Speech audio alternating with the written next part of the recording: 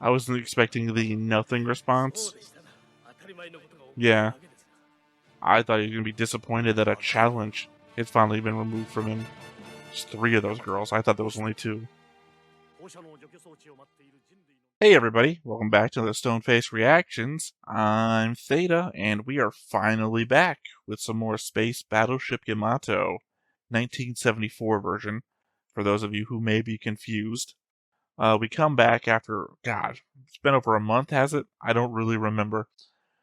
I remember I picked up the show, and I thought I was going to have the time to do a lot of it on my own, and then I just got overwhelmed with life stuff. I think I did a whole video about the medications I was going to start taking for the chemotherapy and whatnot, so I really had to push it on the back burner.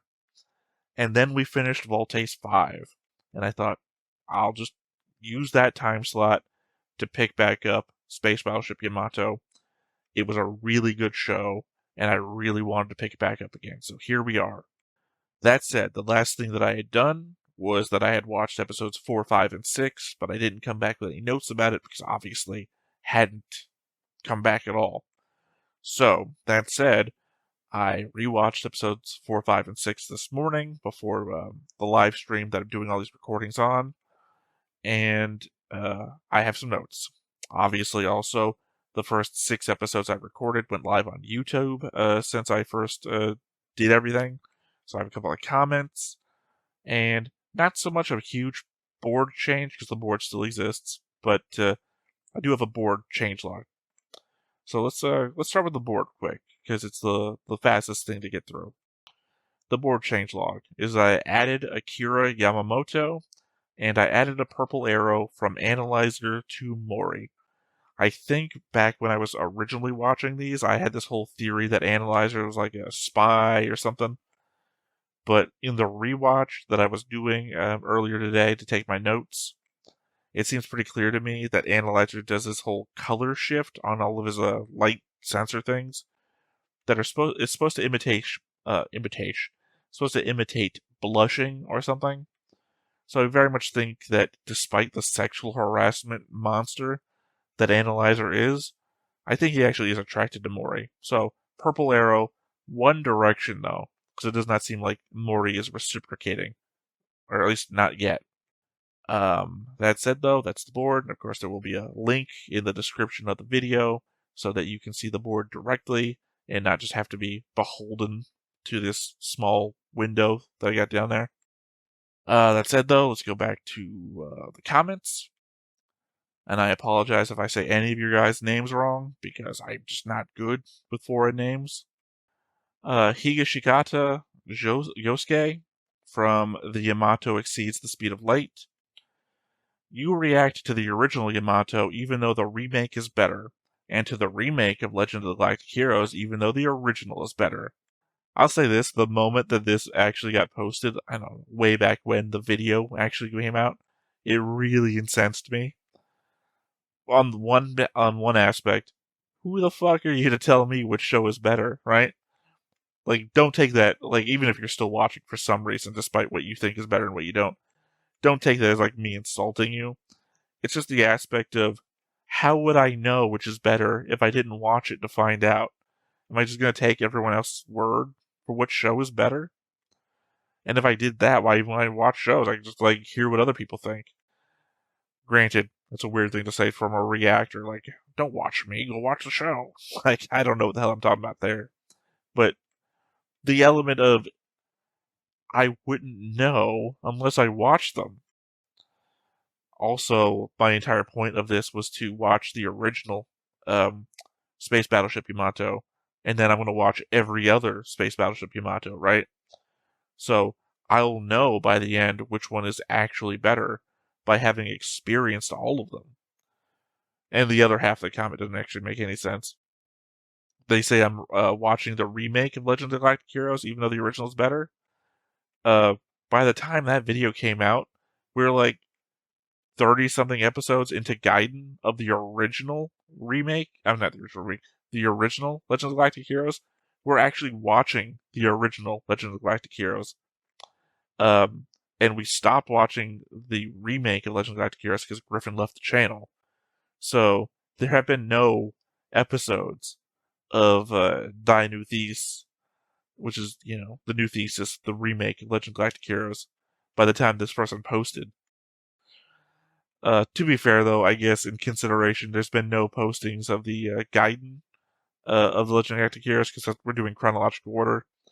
There's been no postings of that recently either, because we had to put that on pause the same way that I had to put Space Battleship Yamato on pause, because Lessons and I were getting a little overwhelmed in all the shows that we decided to watch together. So we made the pledge to pick up Legends of Galactic Heroes again after we finished our complete watch through of Macross. And I'll say, as per the recording of this, we are maybe a month and a half. Actually, I think we're about 2 months. 2 months out from finishing all of Macross. So say maybe mid-August. Mid-August we'll have finished not Do You Remember Love? Macross 2. Because we've decided we're going to finish on Macross 2. Because we're halfway through Delta right now, a little bit past halfway through Delta. So we have the Delta movies after that, and then Macross 2. And unless they go really quick on the new Macross property they're working on, we'll be starting Legend of Galactic Heroes again. We don't abandon our shows. We let you know ahead of time for what reason we've had to put them on pause, and we will always pick them back up again. Alright, next up we have Helen Winslow from Space Destroyer Yukikaze Sleeps in the Ice Fields. One of the 3 most important sci-fi anime of all time, along with Gundam and Macross. Yamato is one of the 3 pillars of sci-fi in Japan. Legendary creator Leiji Matsumoto, sorry, again, I'm bad with names, who went on to make Captain Harlock in Galaxy Express, Galaxy Express, we reacted to the American movie of that. Bad. I mean, the American version was bad. I think the original was great. Created a truly groundbreaking show here, especially for the time. It inspired Star Wars, Lucas saw it, and Battlestar Galactica. It has issues, of course. The lone woman does nothing really, and the robot peeking at girls' skirts. But the basic idea and style are still great. I'm one of who you would call the first generation of anime fans. I can just barely remember seeing Kimbo the White Lion in black and white and Speed Racer when it aired out here. Then it was Yamato in Battle of the Planets, later Robotech, until finally we actually got stuff like Akira and Record of Lodoss War. I'll mention that I had watched the first few episodes of Astro Boy from essentially the same year as, or actually the year before, Kimbo and the White Lion. And you mentioned Record of the Lodoss War, which I will actually start being recording 2 days from now. Well, 2 days from the recording of this, with Ray from over at R Nights, who decided he would really be down to watching that. So look out for Record of the Lodoss War later on this channel. I remember getting really early fan dubs of stuff on VHS as well, so I've seen a lot. The golden age of anime would be from around 81 to 97 or so. The most unique, experimental, and different stuff came out in those times. Partially because the economic boom allowed things like Angel's Egg to be made, something that wouldn't be done now, but also because they were testing limits for the first time. Gainax's The Royal Space Force and Oshi's Patlabor 2 are still high watermarks that have yet to even be touched by modern anime. There's more. I want to say, I hear what you're saying with when you call it the golden age. I wouldn't myself call that the golden age. That was clearly an age of discovery, maybe, in that there's a lot of stuff there that wouldn't get made today, as you're pointing out, and people were really fucking testing drugs, I feel like, when it came to what could exist in a story, or what even does a story make. I would say that we're probably living in the golden age of anime right now, though. And you might be like, no, all the stupid shit that comes out that's just a copy of itself. Not so much that. But there is a lot more anime being made now than there ever was back then. and a lot more people are taking bigger chances on things. Obviously can't speak to the working conditions of animators. That's a whole different thing, but I would say that at no other time in history have you had as much anime to exist to choose from, right? Whatever thing you're into, there's probably an anime being made right now for it.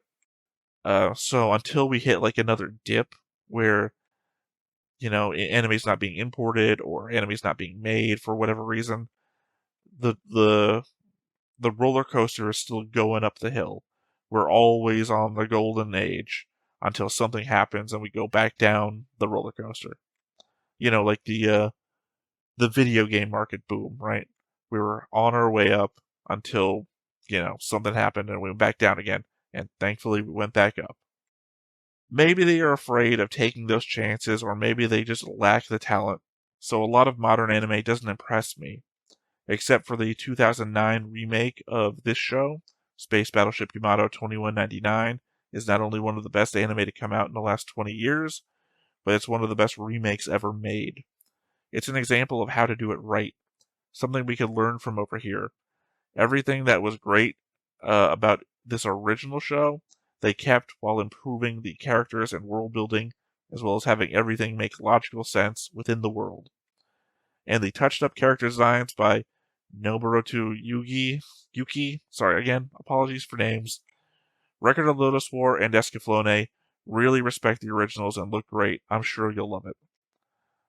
Literally record of the visions of Escaflowne right before this. I think we did episode 19 today, all about love and old men watching high school romance from a distance. Anyway, I'm glad you brought up a lot of shows that we're either already doing or will be getting into, like, within days. So, gives me hope that we'll see you again in the comments section. Otherwise, yeah, I mean, that's everything for the comments. Now to my notes. The conceit that Dessler has a vice president is an interesting one, just not a title you'd expect to see next to the Fuhrer. I mean, I guess maybe unless it's King Bradley followed by. I suppose it's also interesting that Hisu is one of the purple Gamblins, when most have pretty much seemed human from the outside, having just come off Voltace 5, where the disposable mooks of the Boaznians seemed like reptilians in armor, as opposed to the Boaznians just looking like humans with horns. This is riding that same line for me. I think I brought it up like in the last few episodes, that I'm still trying to figure out what's going on there. So screw up the warp, and not only do you trap yourselves in between dimensions, but also destroy the universe. I guess they are considering the dimensions outside the universe, which really shouldn't be the case. One universe with multiple dimensions, after all. If they got trapped between universes, that might be relevant here. Otherwise, the destruction of the universe would at least solve your being trapped problem, as you wouldn't be alive long enough to suffer through it. When Kodai joins the Black Tiger launch, you can really see the animation at work. 3 different cards being laid over one another. It's the unfortunate bit of one of them having marks all on it, and those marks only moving when the object of the card does. It happens in the original Mobile Suit Gundam all the time as well. In this case, it's literally, there's like the grayness on the side of the card, and then the picture of the fighter craft. So when they move the card over the fighter craft getting into position, you see the gray just moving with it. And when it happens in Mobile Suit Gundam, 5 years after this, mind you, it's that the cards have these little white dots on them, and you see they're pulling the card across. So like the black tri-stars are moving through the woods, but there's like a white dot, and the white dot just following them. It's like, what the hell's that thing? I guess the Gamlin fighter craft are more on par with our own, despite the fact that when we saw our capital ships match up against theirs, they wiped us out of the sky.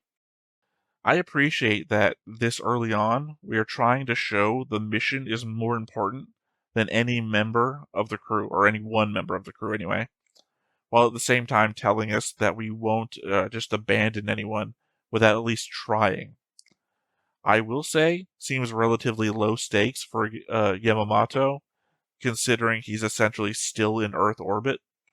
I know the threat to him is that the Yamato warps away and he gets left behind for the Gamelin cruiser, but I'd suspect he could just power down and drift like debris and escape notice.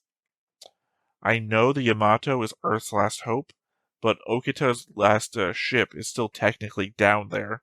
I'd imagine still able to fly up and retrieve Yamamoto if the need had been there. Notables from the episode 4 ending translator notes. The black tigers that left the hatch were changed to the Cosmo Zero when they landed due to a careless mistake, as the animators for the first half of the episode and the animators for the second half were different. In hindsight, it's odd that you'd send Kodai out to intercept an oncoming ship when he is a member of the bridge crew, and you have an independent fighter crew ready to launch at any given command. It really feels like Star Trek rules, where the main characters are bridge crew, but also have to be in the action shots where at all possible. Notables from the episode 5 ending translation notes. The Yamato left Mars and headed for Jupiter. However, in 2199, Jupiter should be 190 degrees from Mars, back towards the Earth. In the scene where the Yamato fires the wave motion gun, they forgot to remove the Yamato cell, showing it under the trail of the energy. I suppose these early episodes are meant to express the rush with which the Yamato was launched, and how pressing the time limit was in regards to that, as we shake down the ship and find all the problems early so that we can progress forwards with less delays in the future. It's interesting that they thought Titan's atmosphere would be oxygen-rich like Earth's, also that they were cutting into ancient plant life from the ice. I guess assuming that Titan was like Earth, but went through a never-ending ice age. To my recollection, Titan is mostly a nitrogen atmosphere with possibly subsurface oceans that might contain life. But that's more the hope of Io than Titan. Mamoru's ships is still a mystery to me. Sorry, Mamoru's ships is still a mystery to me. They showed us it exploding twice, and here it lays relatively intact. I would have thought that its remains may have just drifted away here, if not for the mining operation being done right next to it. The gun laying outside would also seem to indicate that a survivor of the crash was outside as well. I mean, I guess it's possible that Mamoru could have survived the crash, tried to repair the ship, and gotten captured. The number one rule of media is if there is no dead body, then it's always possible for a character to return. That was actually my final note, but I just have a little comment left about the timeline of events, as I'm still keeping the timeline running. Because, we have, October 10th, the Yamato successfully tests the warp engine, minor damage, lands on Mars to repair, 362 days left. Then we have October 11th, Yamato lands on a floating island on Jupiter to repair its engines, performs test of the wave motion gun, destroying the Gamulus base on the floating island, 361 days left. And then, last episode, we jumped to October 14th. Again, they don't mention it's October 14th. We're keeping track based on the date of October 9th that was given to us before. Because we went to Titan, retrieved Cosmonite to repair Yamato's engines, fought a Gamulus patrol, and encountered the wreckage of the Yukikaze. But it jumps to 359 days left, because you remember last episode was 361. So, 3 days into the future, October 14th. I'm going to be screwed when it comes to the months. Nope, sorry, I was thinking about, maybe. I don't know when a leap year is going to happen, so when it gets to a certain month, I might be screwed. Anyway, that is all of the notes. I say there's nothing left to do here but to hop on in and see what we get from this episode. But before we get started, make sure that you hit the like button, hit that subscribe button, comment down below to feed that algorithm. on top of all that, if you want to watch more shows like this, unfiltered, uncensored, and uncut, as well as some early access stuff, you can check it out over on the Patreon. it's just $5 a month, but hey, no pressure. There's zero pressure in order to do that. It's just a little bit of extra support, and it would be greatly appreciated. Sunken Yamato, Destined Fortress Seizure Battle. Don't know what that refers to, in fact. I mean, the Sunken Fortress bit. I mean, we might get to Pluto this episode. Although we're going to skip a lot of planets, but I guess it doesn't really matter, right? What else is on the way? What else is on the way? Anything they say is on the way, is on the way. But I mean, I don't know what the Sunken Fortress would be. I guess technically we could hit every planet along the way and do like a thing. In which case, well, we weren't at Saturn. Sorry, I just realized I said Io, and Io is a moon of Jupiter, not Saturn. And I don't know much actually about the moons of Saturn. So what's next? Neptune? I don't really remember the order of the planets off the top of my head, and I'm not actually trying to remember that hard. I just can't think of any planet with an ice or water theme. I guess I'm just going to make it my guess that we're going to Pluto, we're going to finish Pluto off, and then we're going to go extrastellar for the rest. Or, until we come back. And do tell me if the position of the subtitles is not where it was before. I don't really remember, but I can change it up if need be.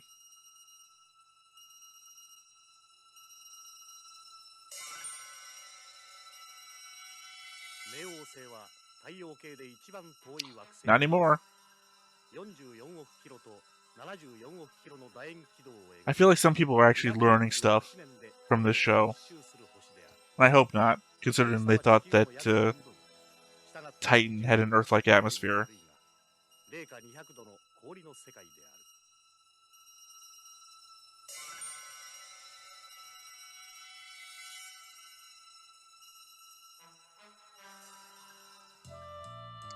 Also, I think like they're implying that Pluto has an ocean of some sort.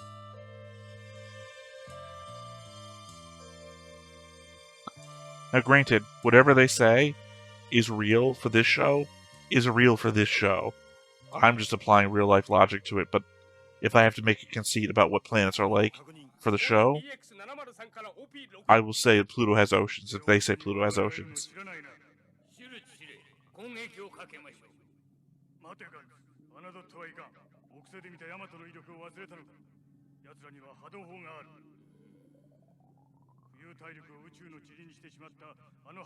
I mean, legitimately, when Gantz said attack last episode, that was the episode to attack when it couldn't defend itself.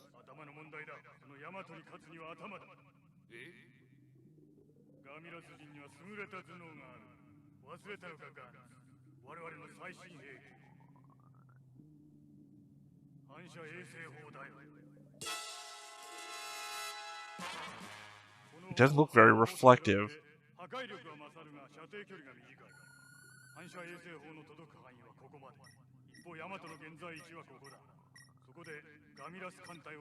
See, normally I would say that Schultz is right. He's like, we need to be slow and methodical and think about things. It's all about that fucking Dessler metal. Like I said, he's like the correct way of thinking, but you have to take risks sometimes, and if he took risk in the last episode, they could have won the day.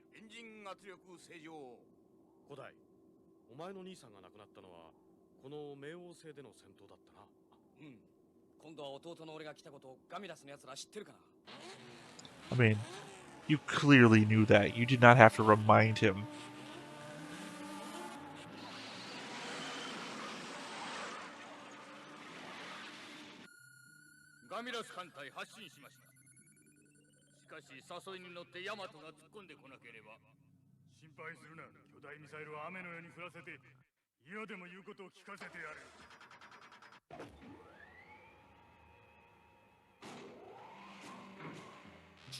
So they showed us they had one, like in episode 2 or 3, and now they've got like I don't know, a countless number of them. そうだ。この基地にさえこれだけのミサイル。これでヤマトもこの世とお別れさ。ガンツ、地球攻撃の方はどうなっている？は、本日優勢爆弾20発を向かわせました。 I mean, legitimately, I actually don't know how the Yamato is going to fare here.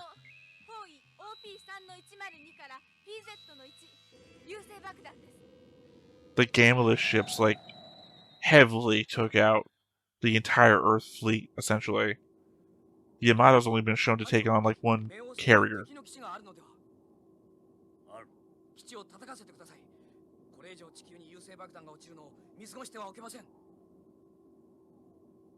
艦長。分かっておる。私はできるだけ戦闘は避けてイスカンダルへ向かうつもりだが、冥王星基地だけは見捨てておけん。島、全速航行で冥王星へ向かい。I mean, it was short, but very well reasoned. I was about to argue that you can't get yourself bogged down into this fight because you have a limited time span to get there and back. But he covered that fact, like, I plan to avoid combat as much as possible. But Pluto is literally fucking assaulting our planet every day. It makes sense that we can't ignore this.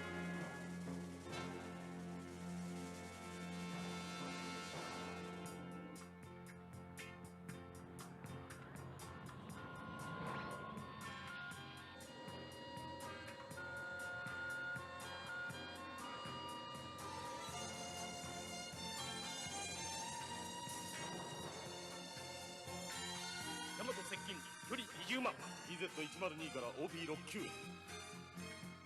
ヤマトのやつ、向こうからやってきてくれたではないか。艦隊、戦闘編隊にてヤマトの進路上前。総員戦闘配置。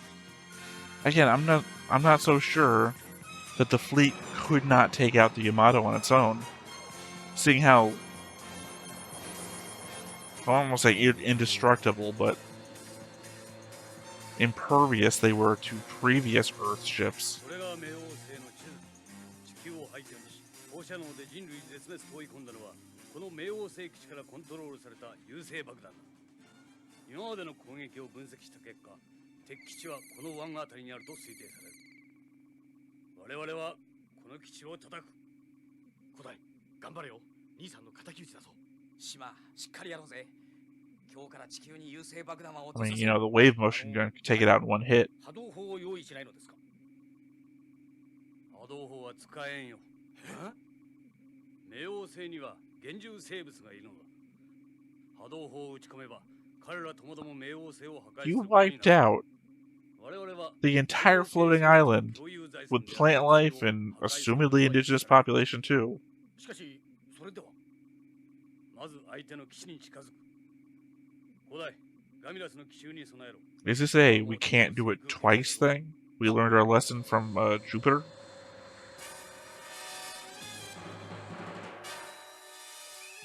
It does have a very much Battlestar Galactica feel to it, though. 右上前方45度と左上前方45度、2軍に分かれてヤマトと同じ方向に飛んでいます。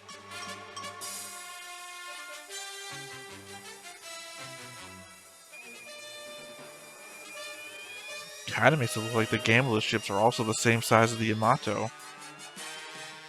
カノン、両角上げろ。1番左、2番右へ。了解。方位、左舷情報30度。右舷情報30度。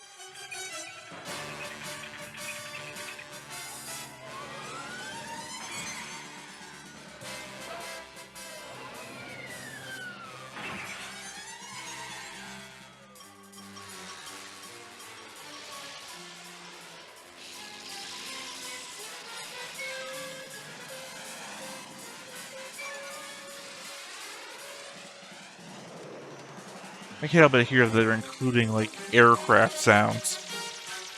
Like the whoosh of the jets.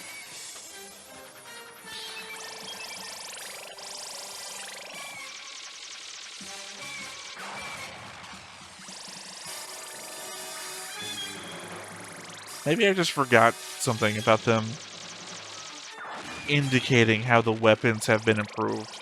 Because these are shots that we saw them missing, or I'm sorry, shots that we saw them hitting with in episode 1 that did like nothing to the gameless ships.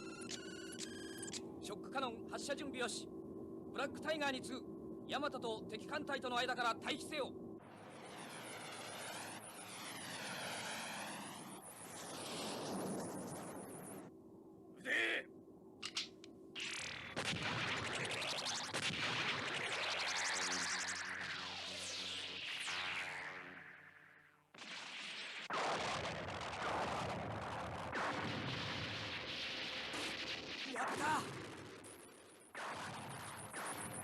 I guess at least they have the benefit of, as incredulous as I am 我々も追撃します。 about the Yamato's weapons, I still have to be on Yamato's side, right?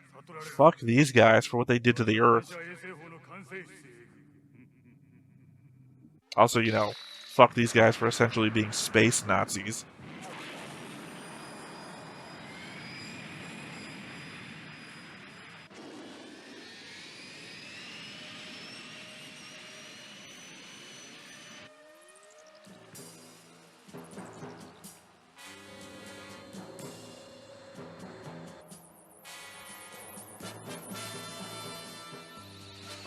Sorry, that's the cell animation things I was talking about before. 大型ミサイル軍。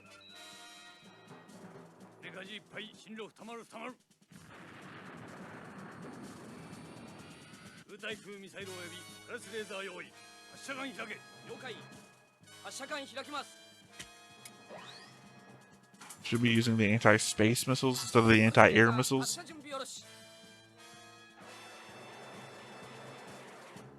空対空迎撃ミサイル発射します。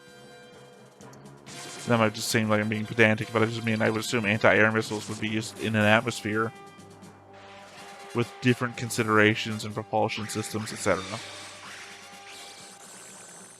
That's a Tholian web.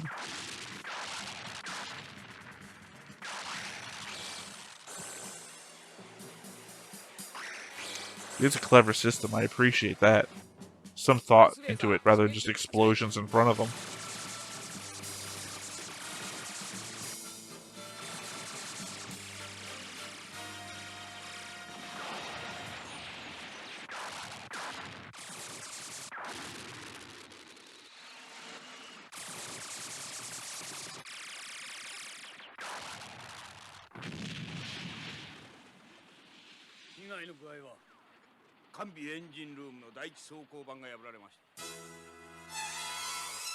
Okay, so we're leaking air. Really, I guess the only thing I really need to see here is what the ships of the Gameless fleet, what their shots do to Yamato. Because I don't think it's fair to use the giant meteor missiles as the example for me. 地獄へ一歩一歩近づいているとも知らずに哀れなやつめ。ガミラスの反射衛星砲の恐ろしさを思い知れ。発射用意。 So your button pushing device has a real grip thing around it.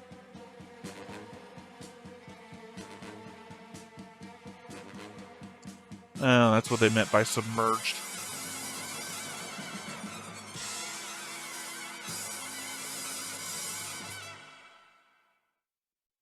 And that was your commercial break.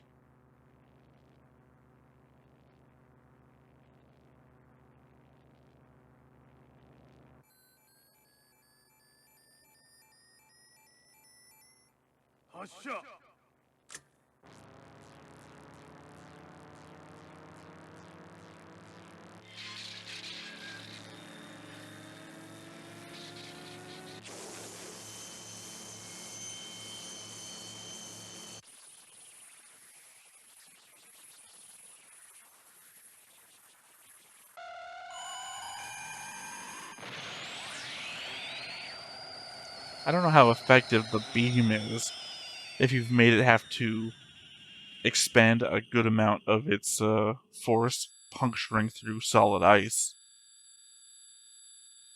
強力なエネルギーの束がヤマトへ向かってきます。やられた。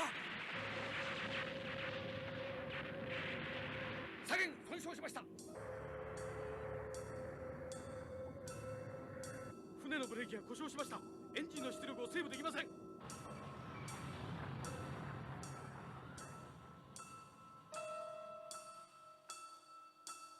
I mean, damaged as it is, it's still not bad that it was able to take a shot stronger than the wave motion cannon and not be utterly destroyed. You know, unless it was hyperbole and it wasn't actually that strong. 全速で突っ込んでしまう。右舷15度冥王星の月です。ロケットアンカーをで。はい。I believe Pluto's moon is called Charon? Charon.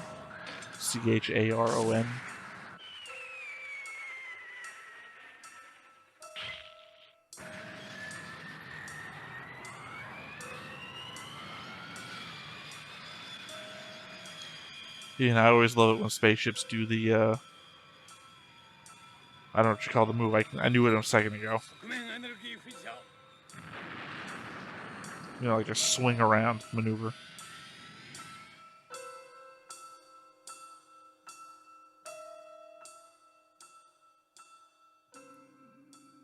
チキショー、もうダメかと思ったぜ。ガミラスめ、なんという武器だ。恐ろしいやつだぜ。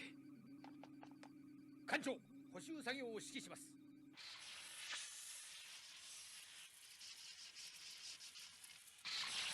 I feel like by the time this thing gets all the way back home, it's gonna be full of like melted sections and whatnot. かえって敵の目標になって撃たれるんじゃないかしら。何、大丈夫。奴らの基地の反対側へ回り込んだんだ。向こうからは死角になってる。 You know, unless they have any of those camera asteroids or the ability to fire rockets, you know, at long range. 隠れたつもりだろうが、そうはいかんぞ。反射衛星砲はどこにいても使えるのだ。反射衛星反射板オープン。目標ヤマト。目標ヤマト。反射衛星コンピューターセレクト。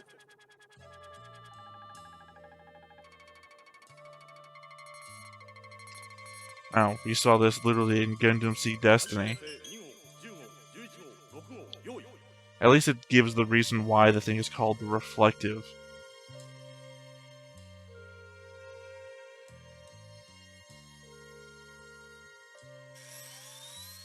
And yeah, I actually really do appreciate the fact that they showed us all the trajectories and everything.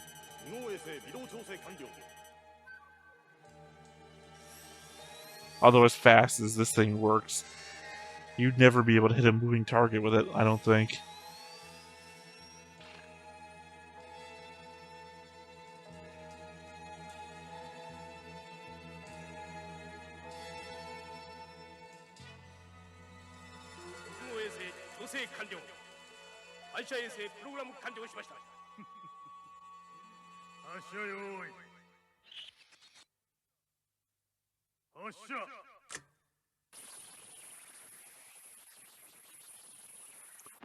And not for nothing, I guess that also implies that if you made your armor out of mirrors, this thing would never hurt you.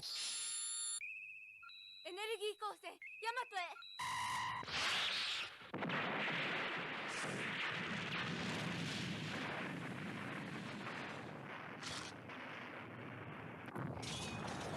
I guess not for nothing. Kinda survived 2 attacks that took out an entire continent-sized island.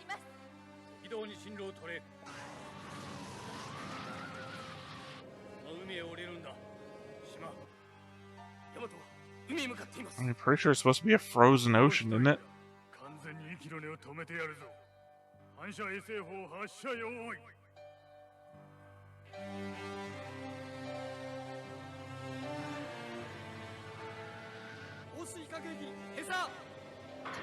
I mean, but of course, you had to get the Battleship Yamato back in the water at least once in the series, right?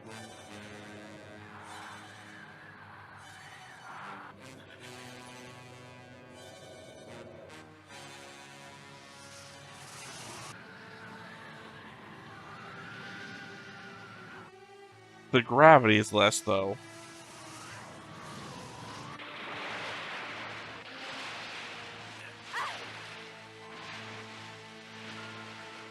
I just mean from the perspective of how hard they would hit. I think that they said Pluto. I mean, those clearly not real science, but I think that they said Pluto has like half the gravity of Earth, meaning terminal velocity would be a lot slower.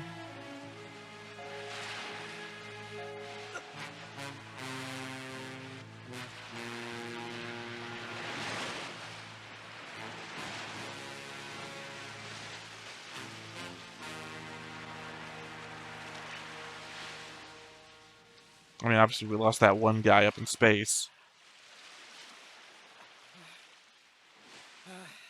Hopefully it wasn't that guy who left the bridge. I doubt it, because they didn't show us a face or give him a voice line or anything.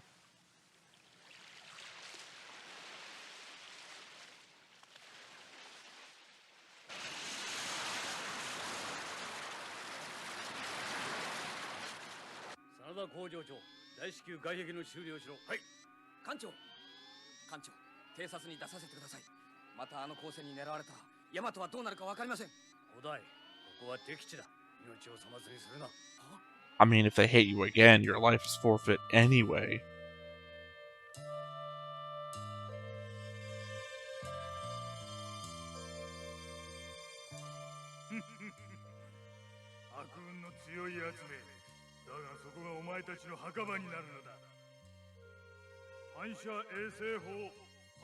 I guess thank God this thing has no charge up time like the wave motion cannon does.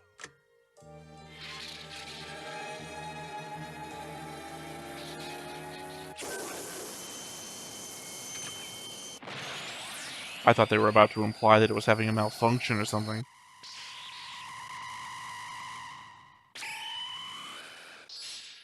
I guess this thing can move or adjust its aim fast enough. Because he's not like pausing between shots at all.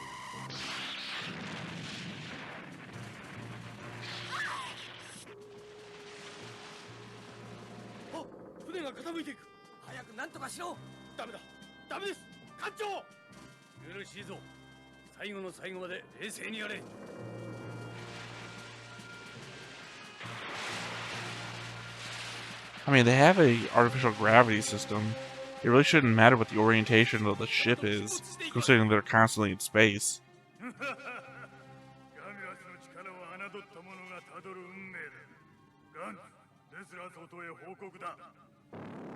I mean, honestly, why wouldn't you fire one more time for good measure? Doesn't seem to be like any resource limit on firing that thing.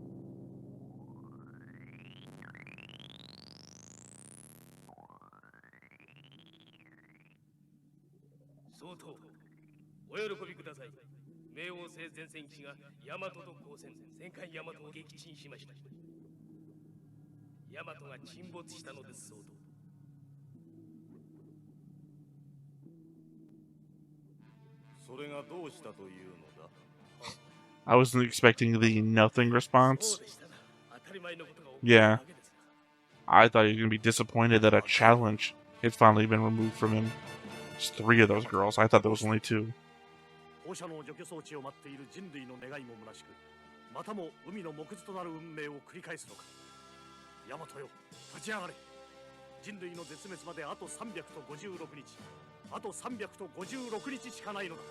$356, huh?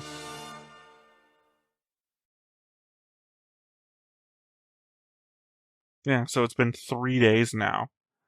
That means the Yamato got sunk on October 17th. Alright, what's the notes? Yamato flew from Jupiter to Saturn, changed its direction 140 degrees, and headed for Pluto, which was 5.4 million kilometers away. I love how pedantic the note takers are, as I am. More powerful, but at a shorter range. However, the Yamato only suffered medium damage by a direct hit from the reflective solid cannon. Didn't finish. Earth science could only destroy gambless ships with missiles in Episode 1, but only... Again, I didn't finish them, but I understood exactly what the note takers are saying. Just because, as I read in a previous note, the fact that the Yamato went in the wrong direction and then went to the next planet regardless.